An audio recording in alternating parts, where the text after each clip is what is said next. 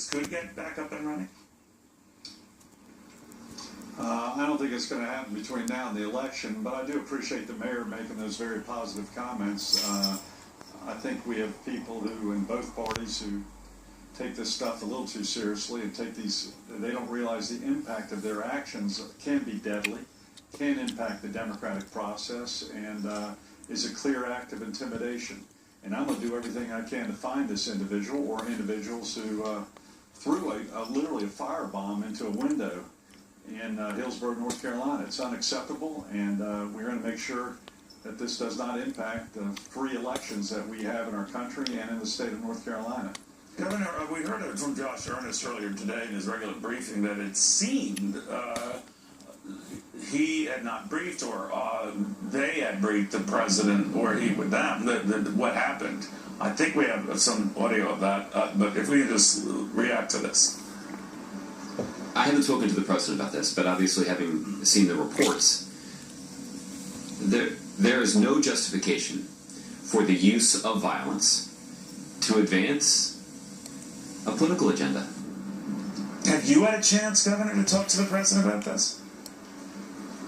The president has not called. I haven't called him. We actually were not made aware of this by local authorities for a fairly long period of time.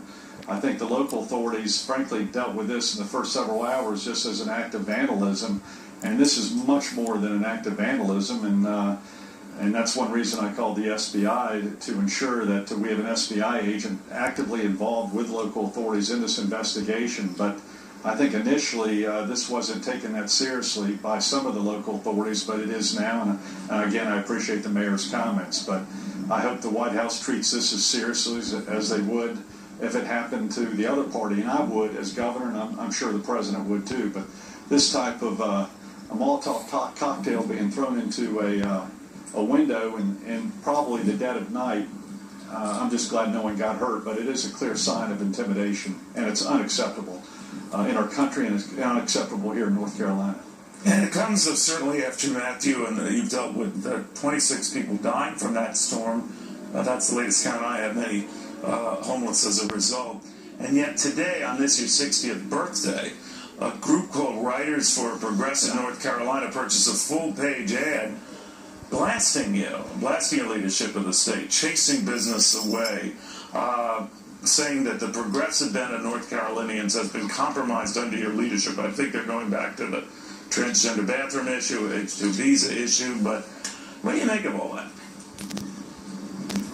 I wish they would have saved their money and not spent it on a ridiculous political propaganda, and maybe would have donated that money to a lot of the homeless people that we have right now that are flooded out of their homes over about a 200 or 300 square mile area of North Carolina, actually about a 600 square mile area of North Carolina. That money would have been much better spent helping people who are in shelters at this point in time, from Lumberton, North Carolina, all the way to the Tar River area of North Carolina. We've got a lot of people that are hurting right now, and this is not a time for those types of foolish politics, nor is it a time for this type of violence trying to impact our democratic system. This is all a propaganda campaign brought in from the outside of North Carolina that sadly the national media brought into regarding this ridiculous gender debate, which the left started, not the right.